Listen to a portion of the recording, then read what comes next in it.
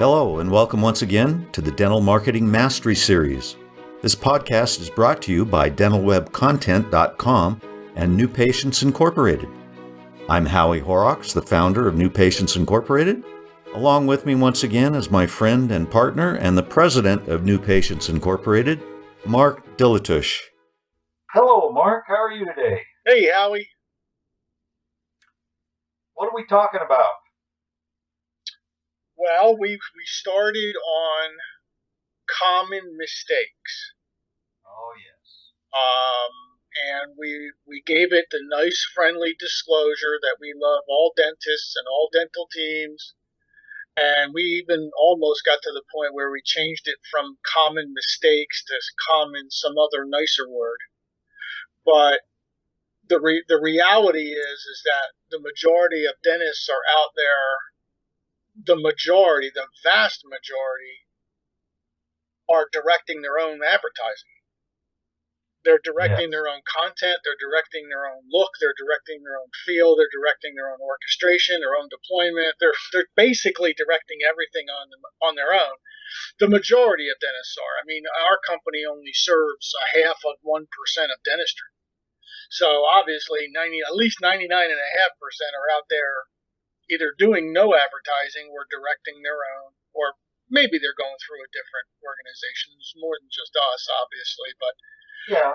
Let's all agree that 95% of dentists out there are directing their own advertising strategies, budgeting, choices, content, written, graphic, media, deployment timing, deployment volumes, orchestration, everything. The doctor is responsible for all of that.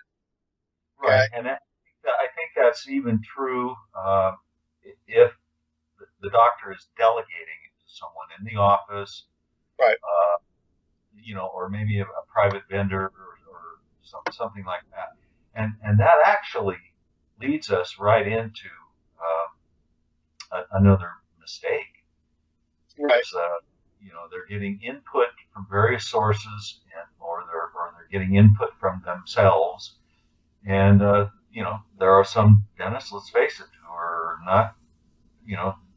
not real savvy about marketing. There are some who are. Right. Right. So this combination of things and input that they're getting from everybody, including the janitor, can lead them astray. Let's put it that way. Right. Okay. So just so it's not me and it's you, what is the mistake that we're going to talk about today? Well, it's very common to hear a dentist or a client of ours say, I like that, whatever that is, whether it's a radio spot or a web page, website. I like it. Right. Okay. That sounds good, right? Right. But it can lead to some fatal mistakes, because in the end, it doesn't matter what you like. And in fact, Mark, it doesn't matter what you and I like. I agree. I agree with you, Howie. I agree. I don't like most of the stuff that we put on the street that works. Right. Even if we create it. Right. I know. Exactly. So that leads us into, well, what does matter? And that's the response. How does the target audience respond to whatever the practice puts out, whether it's Facebook or website or direct mail, or what's the response? Right. And that's the determining factor. That, and also, we don't want to put out anything that makes the client look like a clown. It has to be professional. Exactly. But once that standard has been reached, then it's all about how it's responded to. And testing. Yeah, and testing. Right. And actually we can shorten up the mistake from I don't like that to I don't like or I don't. Because how many times have we heard a client say, I don't click sponsored ads on Google. I don't use Facebook. I'm not on social media. I never look at my direct mail at home. Whatever. I don't like that way. In other words, they're all judgments. They're all very individual, subjective judgments.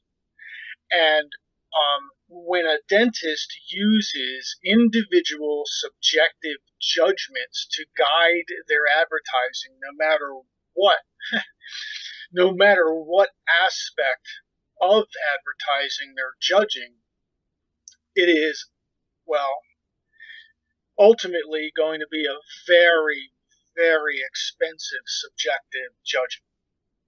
Correct. Because the judgments are everywhere. Deployment timing. Well, I wouldn't want to get 4 of those a year. Right? Okay. Or maybe I know dentists over-promote, many of them over-promote. They make a classic mistake of over-promoting to their existing patient base. And they say things like, well, I wouldn't mind 12 emails a year from my dentist. Right. Well, it doesn't matter. Okay? It doesn't matter what you like or dislike. That's why we had Howie start this conversation, because he's so much more gifted and talented at being nice. And then I come in and say things like, it doesn't matter what you think or what you like. Okay? The only thing that matters is what works and what doesn't work. The only thing that matters is what gets a patient to come into your office and actually start a conversation about dentistry rather than price. Isn't that the only thing that matters, really?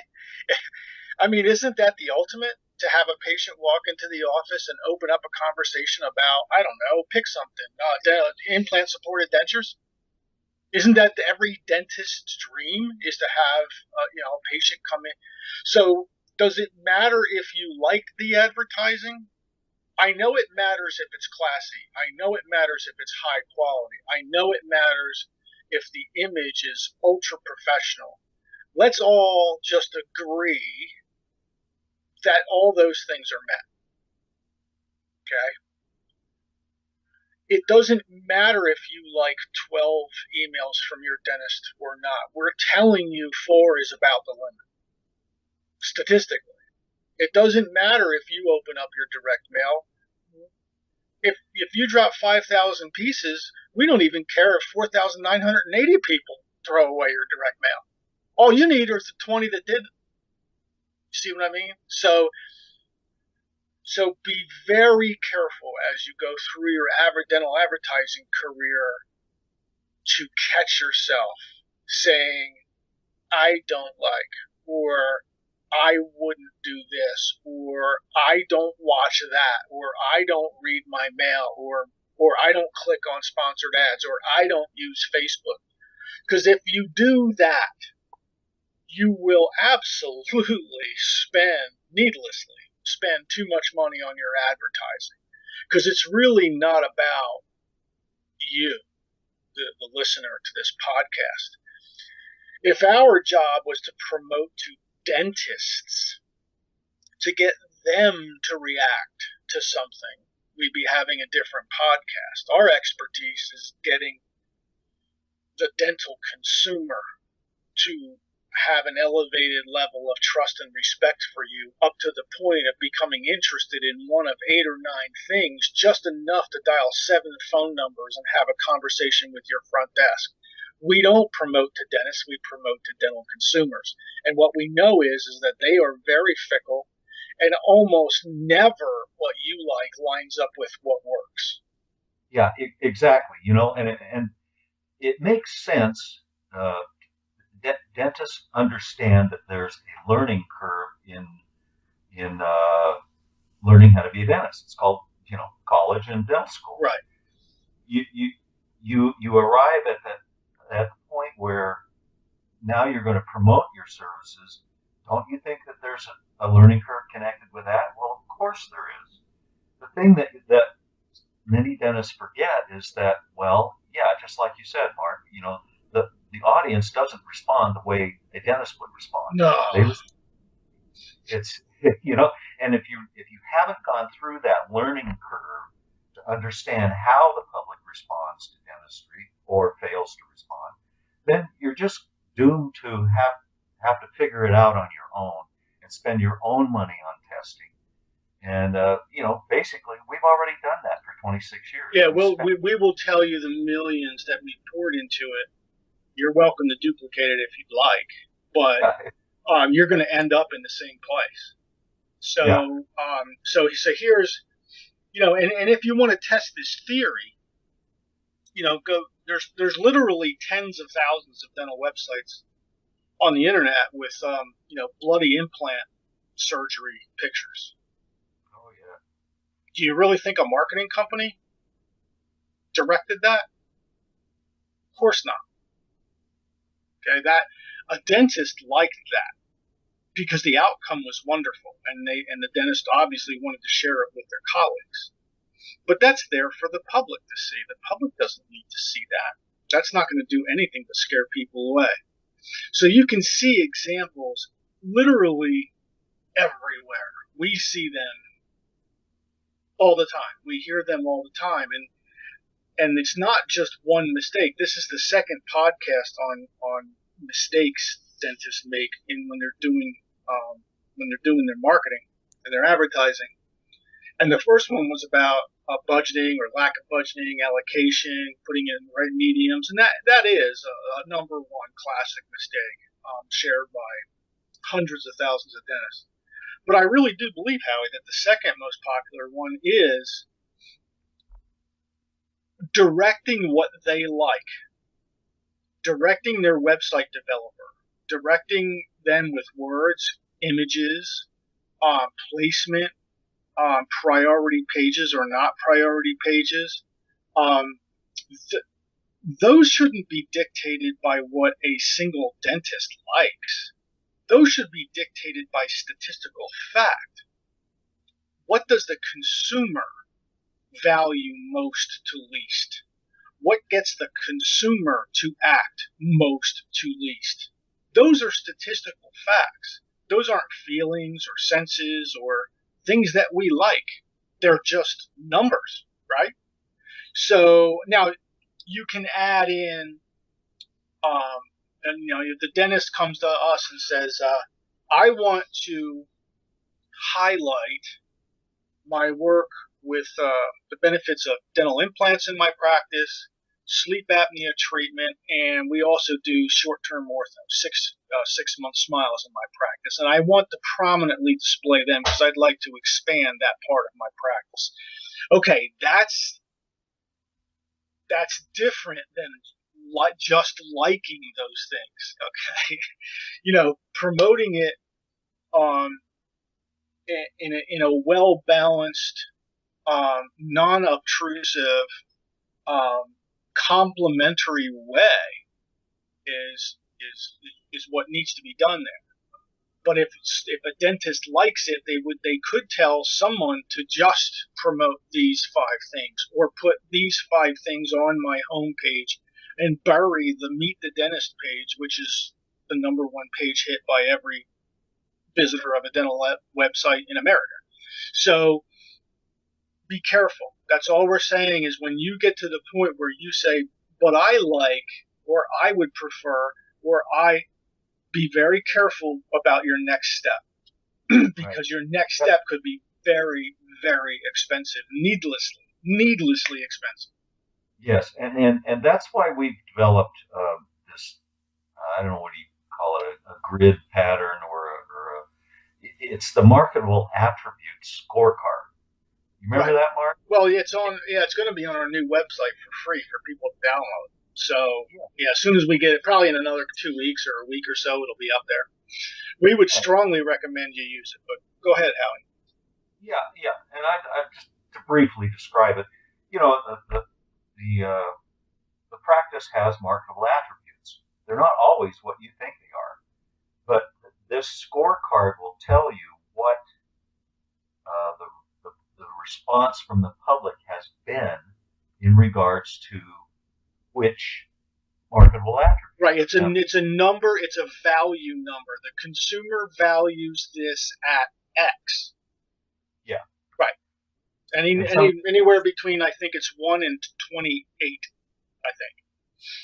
Yeah. Some of the things that Dennis might think are very marketable turn out to be not so marketable or not as important as certain other ones. What we attempt to do and what our design team does is to arrange the practice's marketable attributes in the correct order with the correct mix, covering several different categories. Right. And that's going to cast a wider net and be much more attractive to the dental consumers in your area than just hit and miss. Let's promote this. Let's try that. Blah blah blah. So that's the purpose of that scorecard. Yeah, the scorecard, and ultimately, all of us, Howie, you and I, for our company, and every dentist listening to this podcast, we all pay advertising dollars for space. If you really think about what you pay for, that's basically what you're paying for. When you have a website, you're paying to occupy space. When you have direct mailer, you're paying for a certain size of space. Same thing with a paid ad, sponsored ad on Google. You're paying for space. A directory that's online, Facebook, I don't care what it is. You are paying for space, to be seen, to be visual. This scorecard will allow you to use the space efficiently. That's what this scorecard does. So that you don't have to keep trying this and trying that and the expensive testing when the recipe book is sitting right in front of you. So the marketable attributes scorecard that Howie mentions in this podcast, our own design team follows it as a rule. With almost everything that we almost without fail, everything that we produce, right? I mean, it's certainly they follow it with our websites, our mailers, our magazines. They certainly use it with single topics to determine what the highest priority single topic is if the doctor hasn't determined it for themselves already. So this is a very valuable tool. It's an Excel spreadsheet. It'll be on our new look and feel website here in about, I don't know, week or two. And so feel free to just log on. I think you have to put your name and email address in there, and then we just email it over to you. But that's very, very, very valuable. It's okay if we're not your marketing company, but you could actually take this spreadsheet and give it to your marketing company and tell them to follow it because they need to. Because if they don't, then somebody's wasting somebody's money somewhere. Yeah. So, yeah, and classic examples there are how we touched on it, but I'll expand a little bit. There's a numeric value to things like dental services, individual dental services. In other words, what matters more to the average dental consumer? The fact that you treat children or the fact that you do dental implants? The answer is none of you know. And the scorecard will have the number. What matters more, price or the fact that you participate with their insurance? Very interesting. Actually, we could probably do 5 podcasts on that very subject, Howie. Actually, let's write that down. Yeah. So we'll do like a series of podcasts on price and why patients only ask about price and why dentists don't tell them about anything else, and we'll do a whole series of podcasts on that. But the point is that dentists come to us and they say, or at least when we look at advertising, dentists come to us and say, hey, will you help me with my advertising? And we always say, well, are you doing any advertising now? And they usually say, yeah. And we say, oh, well, can we see it? And they say, here's my website URL and here's my mail or whatever else I'm sending out. And it's almost always self-directed. And it's almost always about services. And that makes sense. If a dentist is directing their own advertising, it makes absolute perfect sense. If I'm a dentist, I offer services. If I'm paying for space, I'm going to fill the space up with my services so more people choose me. It makes absolute perfect sense. It's also an absolute waste of money. Because dental services are actually, out of the 5 main categories, they are number 4 in importance. So there's an example of a dentist directing their own advertising that may, very likely, would have over-allocated space to talk about dental services. And you might be saying to yourself right now, well, what else am I going to talk about? Howie? Yeah. What else makes a dentist marketable? Conveniences. There you go. Actually, according to the, we did a study, a consumer study a few years ago, just trying to determine what the public thinks about dentistry in general and various individual services. And actually, here's a perfect example. What is a more desirable attribute for a busy mom? The fact that you're open on Saturdays, or that you have that you offer sleep apnea treatment. Right. Exactly. See, and it's Saturdays. Yahoo! Yeah. That makes my life a lot easier because I got kids and I've got a job and I've got a husband and I've got to go here and go here. Convenience is a major concern and interest to 89% of the people who call your practice who are female. Right. Yeah, so is technology, believe it or not. It's not really the technology itself, it's the benefits that the technology can provide. We joke all the time, digital radiography is 20 years old now? And it's still brand new to 70% of America. They still think it's American dental consumers, not American dentists. American dentists think, digital radiography is old. They think intraoral cameras are way old. Like dinosaur old, Jurassic Park old, right? Why would I waste the space to even mention that, in my advertising? Well, because allowing the patient to see what the doctor sees invokes a higher level of trust and respect. So it's not really the technology. It's what the technology does for the patient. And that's the way you would frame an intraoral camera correctly, the most effective way to get the consumer to respond.